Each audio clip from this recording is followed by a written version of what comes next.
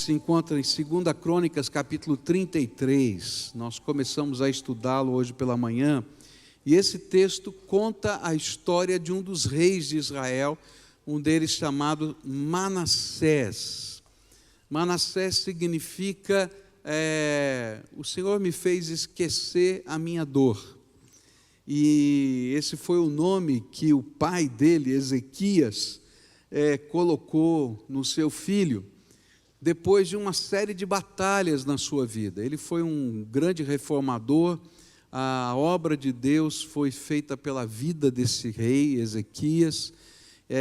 Deus livrou Judá da invasão de Senaqueribe, e houve uma guerra, mas ele foi vitorioso porque os anjos do Senhor interviram nessa batalha. Ele não tinha filhos e Deus deu Manassés nos últimos anos da sua vida. Ele tinha uma doença incurável e o profeta havia dito para ele que ele tinha que preparar sua casa para morrer, mas ele chorou e orou na presença de Deus, e Deus mandou o profeta. Ele estava saindo do palácio, o profeta volta outra vez assim, Deus ouviu a sua oração, viu as suas lágrimas, e ele respondeu que está acrescentando 15 anos à sua vida. E no terceiro ano desses 15 que Deus tinha acrescentado, nasceu Manassés.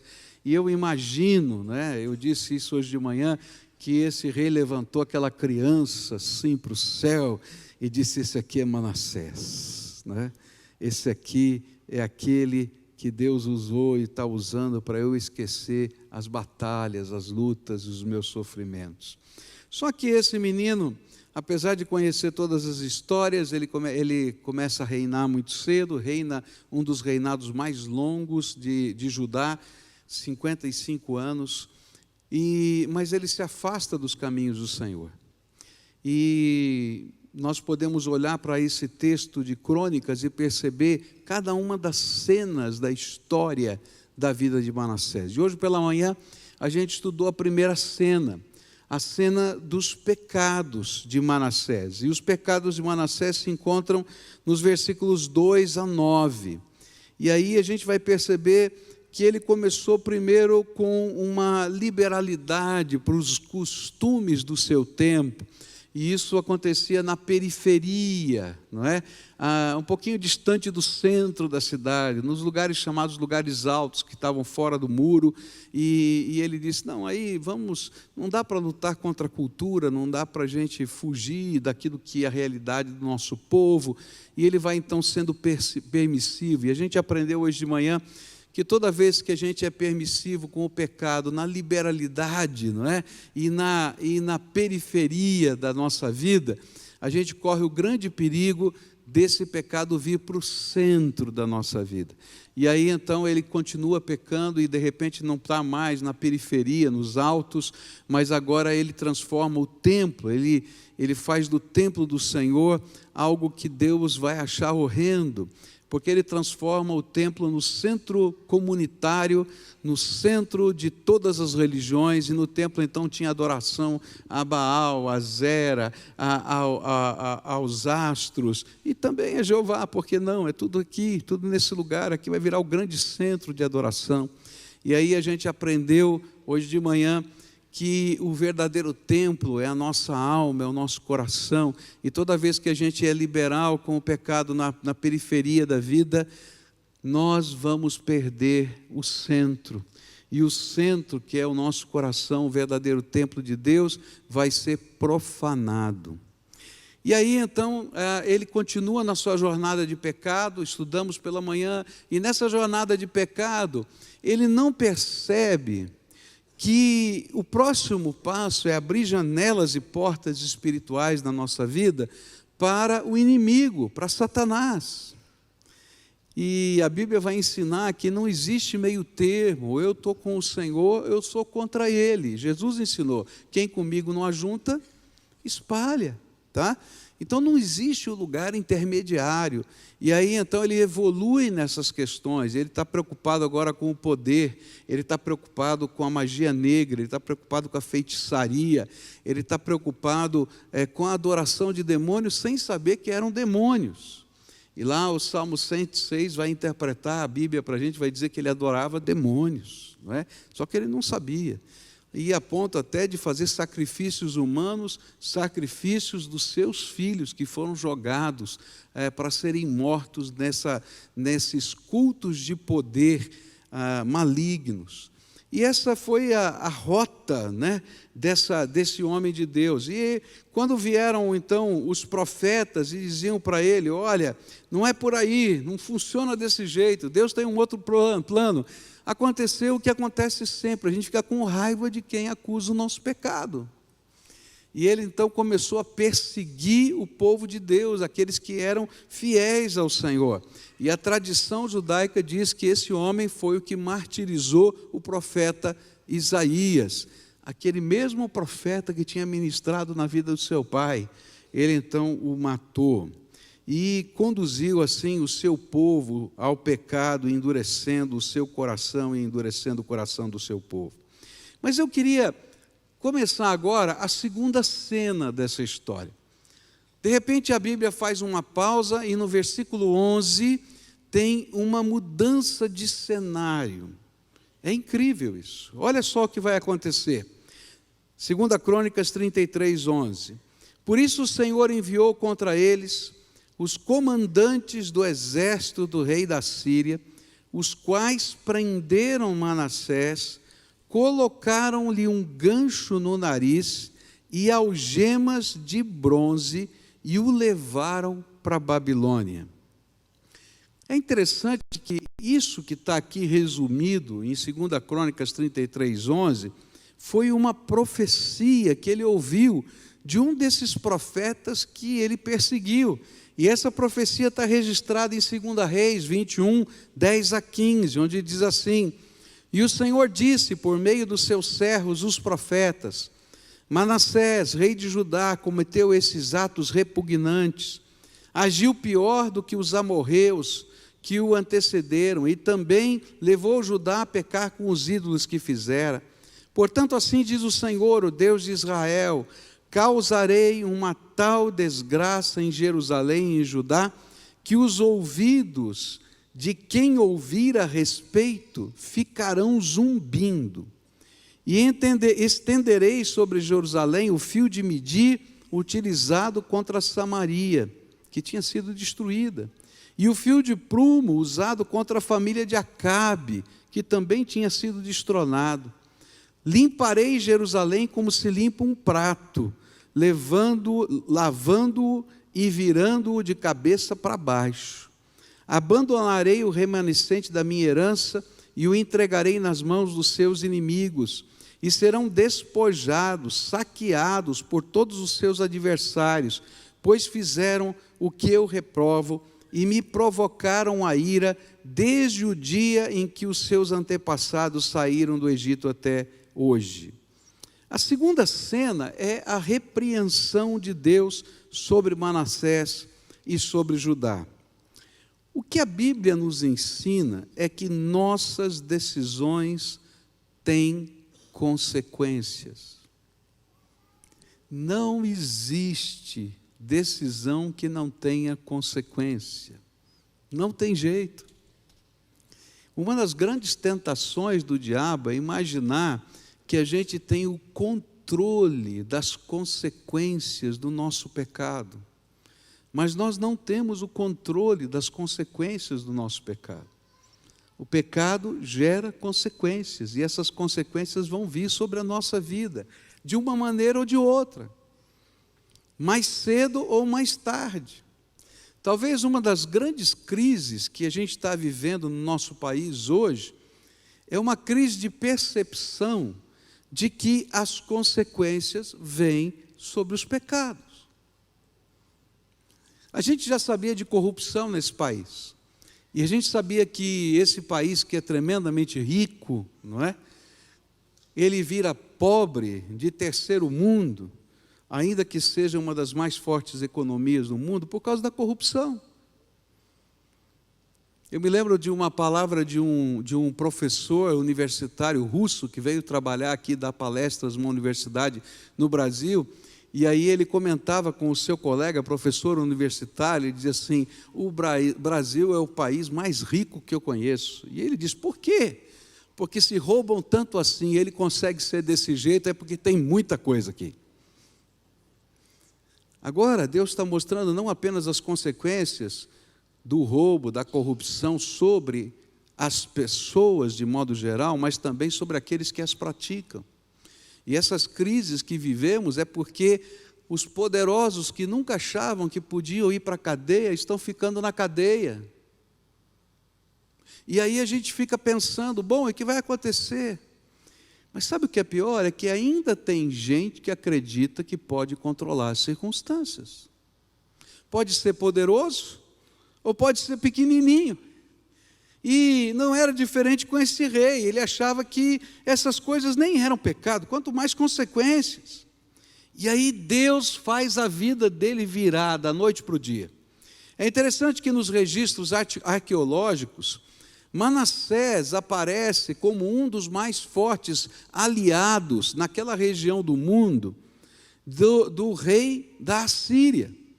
Ele tinha 21 aliados naquela região do mundo. E ele está lá citado, Manassés de Judá, um dos seus aliados. Olha, eu tenho costas quentes. Eu tenho aqui o rei da Síria, o homem mais poderoso do mundo. Ele é meu amigo, eu já frequento a corte dele. Mas sabe, toda vez que a gente está lutando contra Deus, não tem ninguém mais poderoso do que Deus, e não tem como você ganhar essa batalha. E aí olha só a ironia. A ironia foi que tudo quanto o profeta havia dito para ele que aconteceria, aconteceu, e Deus ainda usou o seu maior aliado para fazer isso. Sabe quem é que prendeu Manassés? O rei da Síria. E o pior, né, é que esse homem temia os profetas do diabo, os feiticeiros, os adivinhos, os médiuns, e não era capaz de crer nos profetas do Senhor. Então Deus tinha que mostrar a ele. E um dia chegaram os oficiais do imperador, o prenderam, e você imagina a cena. Esse homem então é arrancado do trono, o Todo-Poderoso, rei de Judá, né? Ele é arrancado do trono. Sabe o que fazem com ele? Colocam uma argola no nariz. Você já viu um touro com uma argola no nariz? Colocam uma argola no nariz para prender uma corda ou uma corrente e puxá-lo pela argola. Então vem aqui e puxa o nariz dele para frente, para ele seguindo a marcha da caravana que vai levá-lo preso. E se não bastasse isso, colocaram correntes nas suas mãos, correntes nos seus pés. E sabe o que fizeram? Fizeram esse rei sair do seu trono e desfilar no meio da cidade. E toda a população olhando, é o rei, é o rei.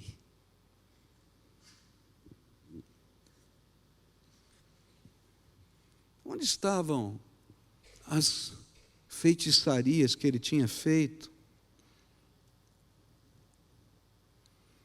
Onde estavam os poderes que ele buscou?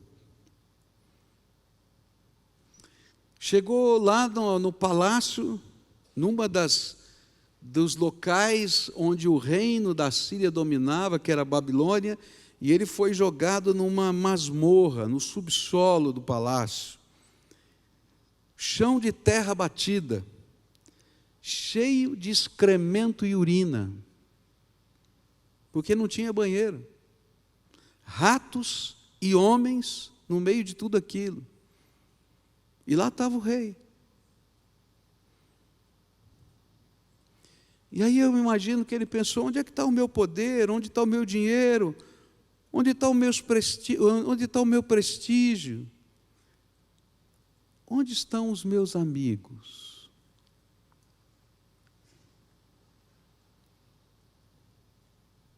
Onde estavam as bênçãos de Baal, Azerá, Moloque, aquele a quem ele oferecera os seus filhos? Há uma coisa que a gente vai ter que aprender, que a Bíblia ensina e a vida também ensina. Quando Deus fecha uma porta, querido, ninguém abre. Agora, quando Deus abre uma porta, ninguém fecha. E só Ele pode fechar ou abrir as portas. E é uma grande ilusão a gente imaginar que a gente pode descobrir meios de controle. Muita gente que pratica umbanda, feitiçaria, magia negra, o que eles querem, na verdade, é controlar o céu e os poderes. Então fazem uma oferenda, um despacho, não é? O que é essa oferenda, esse despacho? Eu estou pagando com dinheiro, animais, às vezes até em magia negra, pessoas que são mortas, ou então pedaços de defunto que são roubados de dentro do cemitério. Eu não estou falando coisa que eu estou inventando, não. Vai pesquisar. Para quê? Para ter poder, para poder alcançar os seus propósitos e controlar aquilo que eles chamam de forças espirituais, mas na verdade estão lidando com demônios. E quando Deus diz chega, não tem o que possa fazer manter-se qualquer coisa. E é interessante que é nesse lugar, nessa masmorra, que Deus vai permitir que Manassés viva a terceira cena. E a terceira cena está registrada no versículo 12 do nosso texto. E olha só que coisa incrível, diz assim: em sua angústia, ele buscou o favor do Senhor, o seu Deus, e humilhou-se muito diante do Deus dos seus antepassados. É interessante que quando a gente se afasta de Deus, só há um caminho de volta. E o caminho de volta chama-se arrependimento. É quando a gente olha para a vida da gente e concorda com Deus, que aquilo que a gente está vivendo está completamente fora do plano, do propósito e do alvo de Deus para a nossa vida. E a gente deseja mudar de vida. E a gente se compromete com essa mudança de vida. Nós não sabemos o que aconteceu naquela masmorra.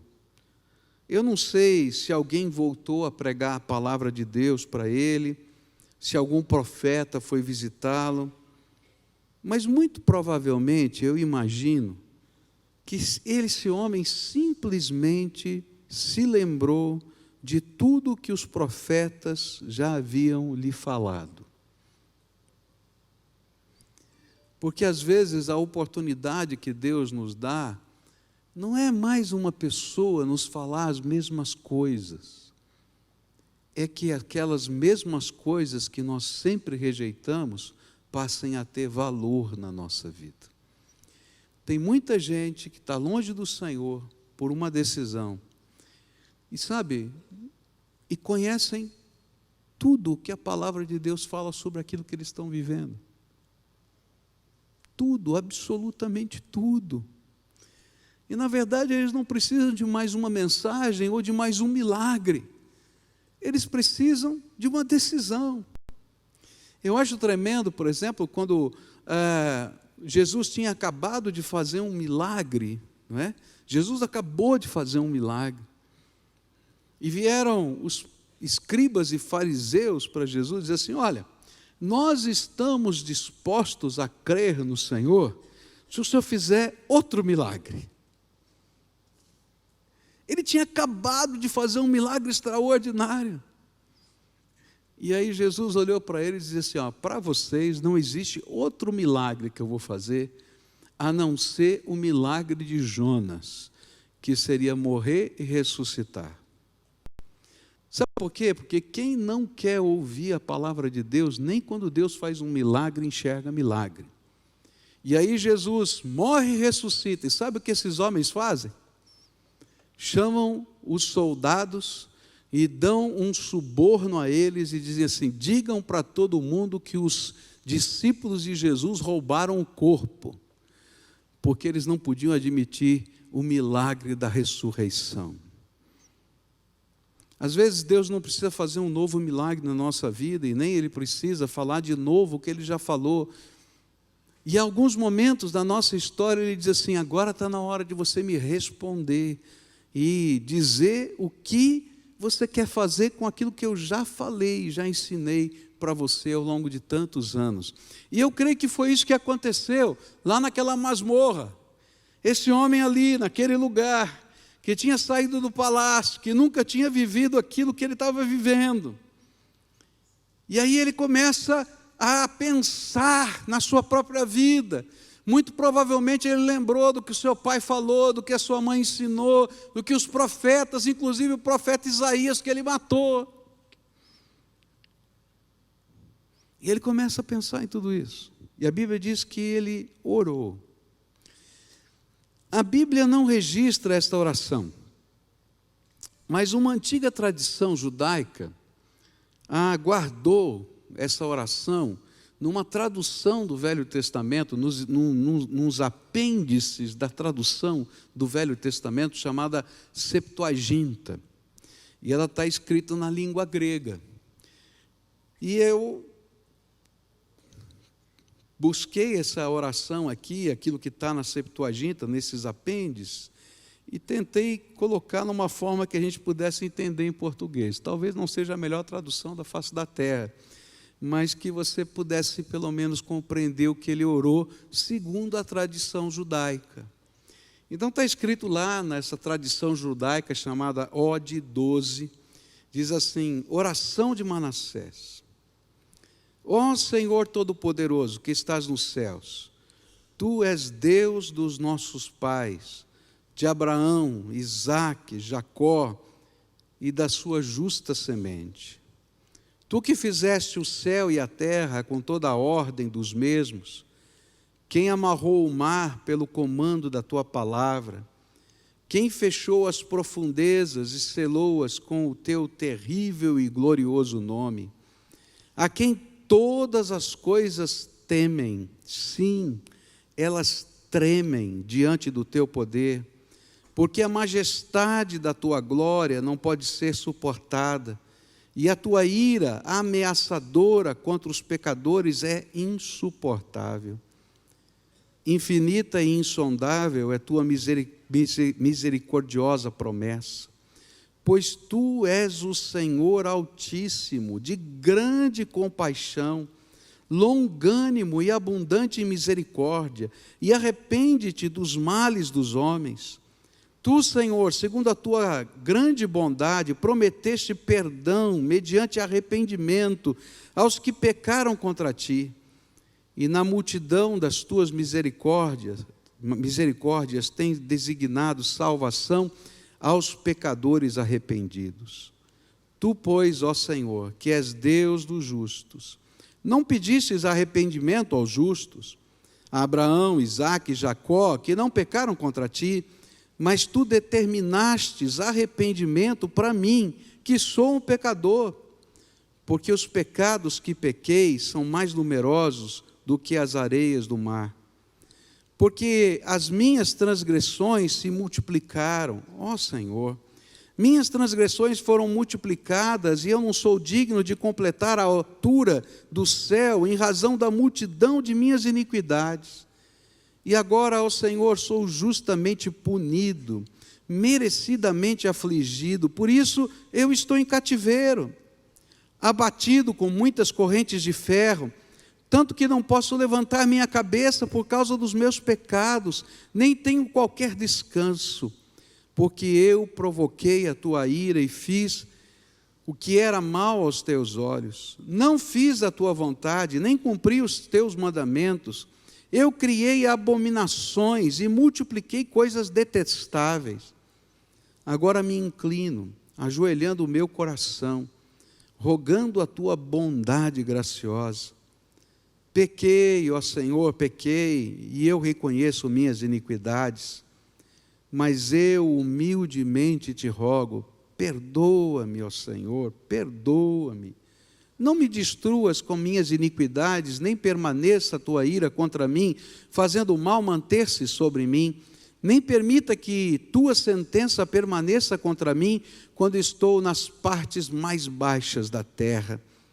Pois tu, ó Senhor, és o Deus dos que se arrependem, e em mim mostras toda a tua bondade, pois tu me salvarás, indigno que eu sou, de acordo com a tua grande misericórdia. E eu te louvarei para sempre, todos os dias da minha vida, porque todo o exército do céu canta o teu louvor, e tua é a glória para todo sempre. Amém.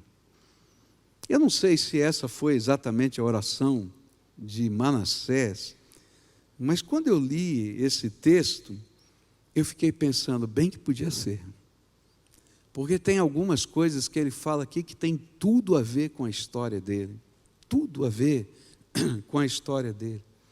E eu imagino que um dia, nessa masmorra, ele faz uma oração assim. E creio que depois que Deus vai fazer uma grande obra na vida dele, ele escreva essa oração. Porque a Bíblia diz que houve um registro dessa oração num dos livros antigos de Israel. E está escrito, a oração de Manassés foi registrada no livro tal. Esse livro não existe mais. Por isso que é possível que essa oração seja verdadeira. Mas o que eu queria olhar aqui é pensar que há uma frase aqui que tem tudo a ver com essa cena, onde ele diz assim: pois tu, ó Senhor, és o Deus dos que se arrependem. Sabe qual é a coisa mais preciosa que eu aprendo olhando para o Senhor? É que todos nós que estamos aqui, somos pessoas que estão sendo reconstruídas pelo Deus Todo-Poderoso. E todos nós, se queremos de fato adorar a Deus, um dia precisamos fazer uma oração como essa. E não importa se você foi esse pecador como Manassés, que chegou tão baixo na sua caminhada e de afastamento de Deus, ou se você está na periferia só, das coisas que parecem até inocentes.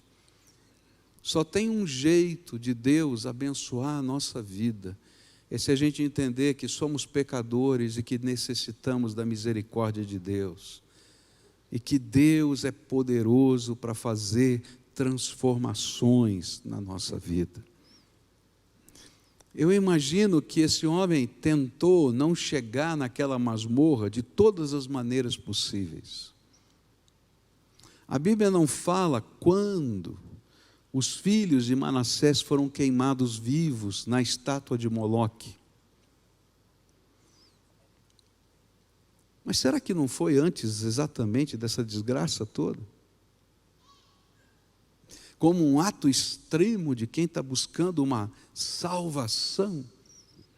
Não existe salvação, não existe misericórdia, não existe restauração, não existe reconstrução da vida sem que Deus derrame a sua graça e misericórdia sobre nós. E aí a gente precisa ter coragem de olhar para a nossa vida e olhar para cima e fazer como Manassés: Senhor, pequei contra ti. Na tua grande misericórdia, me restaura, porque tu és, ó Senhor, o Deus dos que se arrependem. Se você quer mover o coração de Deus, aprenda o caminho do arrependimento. Não há porta fechada quando o pai vê no seu filho um coração arrependido. E aí a gente vai para a quarta cena.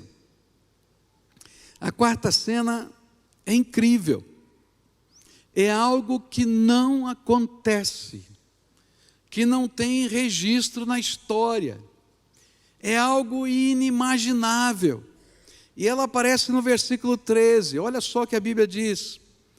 Quando ele orou, o Senhor ouviu e atendeu o seu pedido, e trouxe de volta a Jerusalém e a seu reino.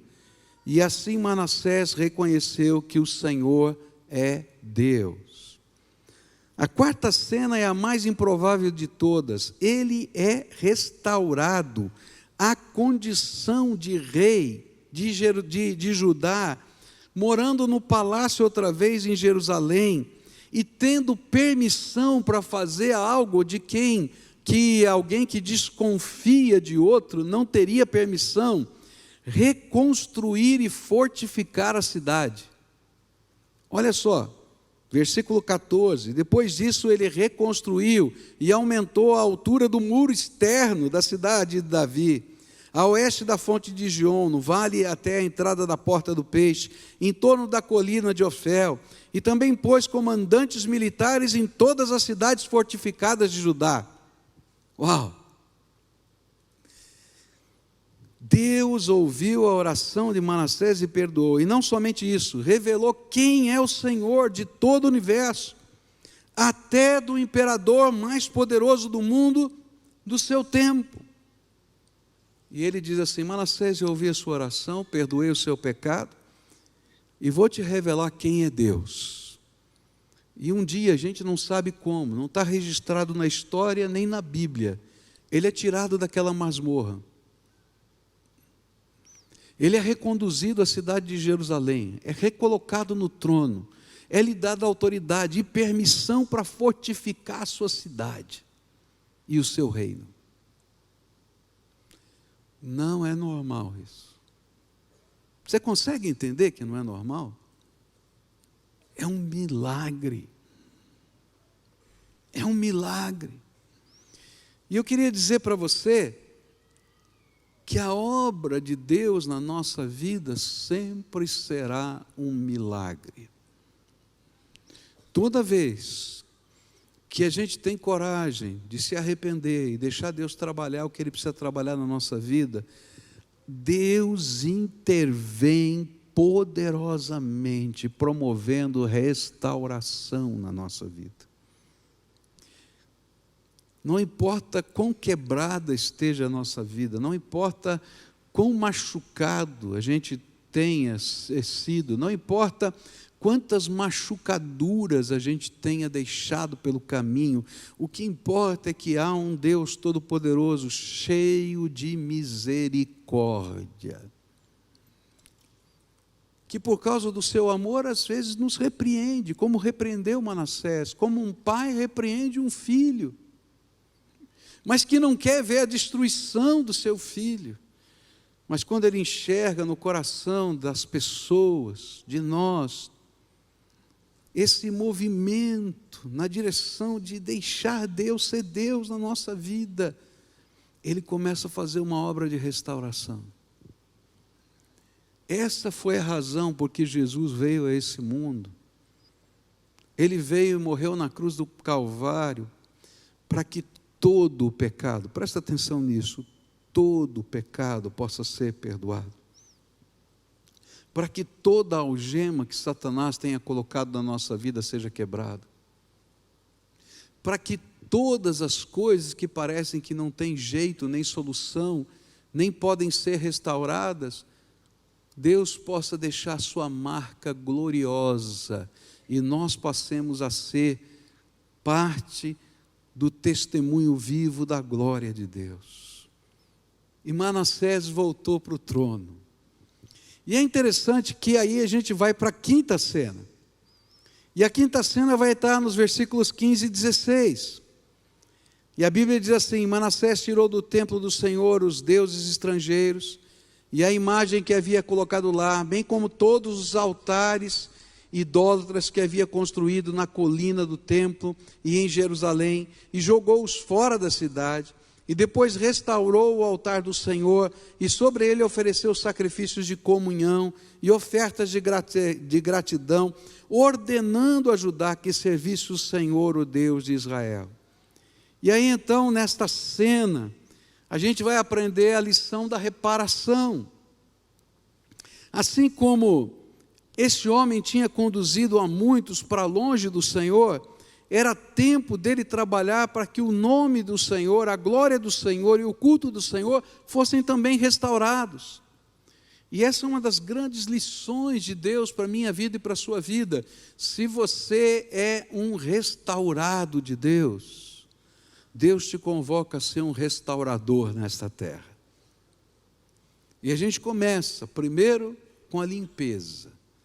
Ele vai e diz: aqui não pode ficar nada mais que envergonha o nome do meu Deus, porque eu não quero ter pactos, e eu não quero nem ter lembranças, e nem quero ter recaídas, e então eu vou limpar isso aqui. E é interessante porque ele faz isso não na periferia, no centro, porque não dá para a gente servir a Deus se a gente não tem coragem de declarar que Ele é o Senhor da nossa vida para qualquer pessoa.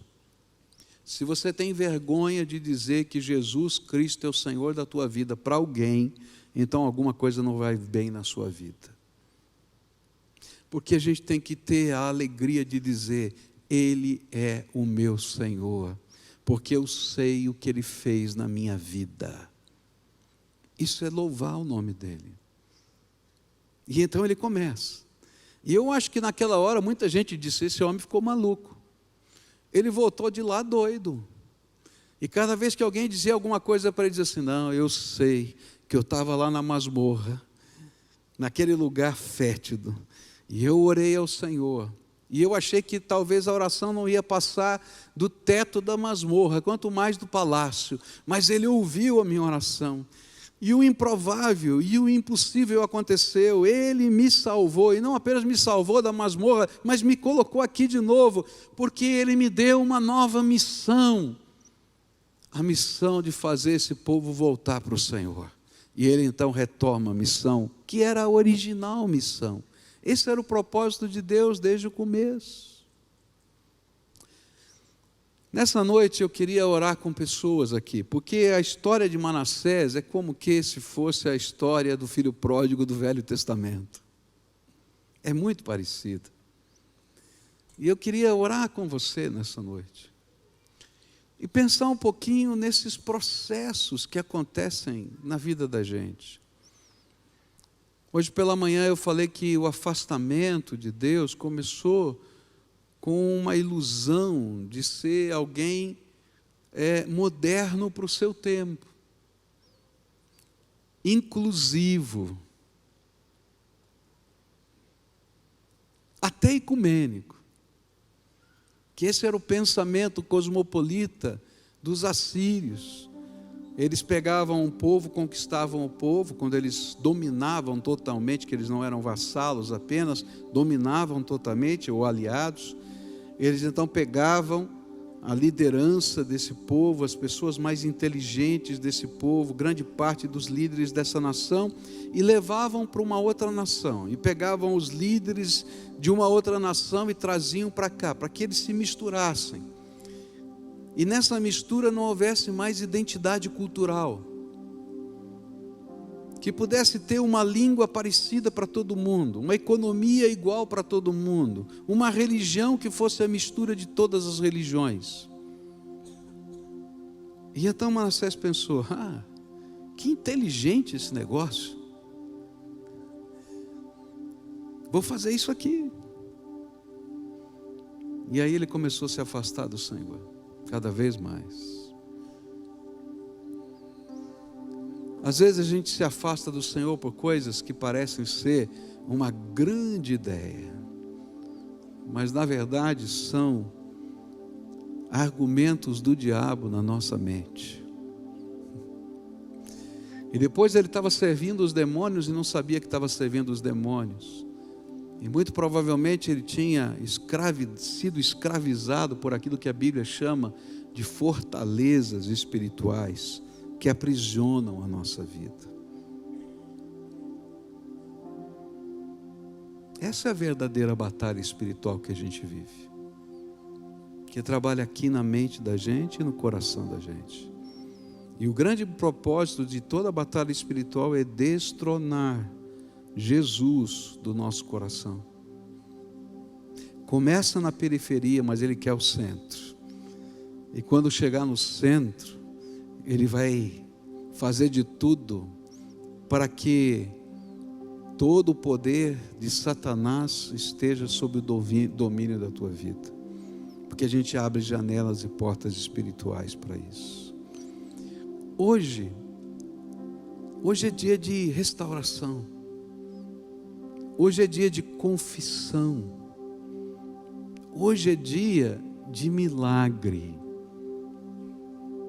porque eu creio que o Deus que ouviu o clamor de Manassés é o mesmo Deus, ontem, hoje e vai ser para sempre.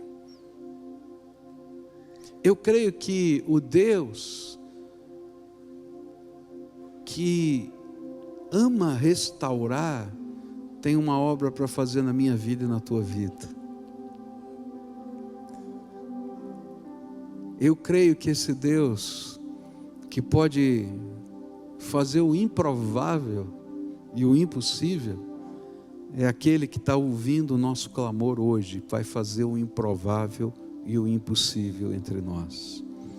Por isso, nessa noite, eu vou fazer um convite a você. Não é o mais fácil dos convites. É o convite para quem está na masmorra. Quem sabe você não chegou lá na masmorra ainda. Louvado seja Deus. Mas só você não percebeu que está aprisionado. E hoje eu quero dizer para você, o Senhor tem uma obra tremenda de libertação para fazer na tua vida.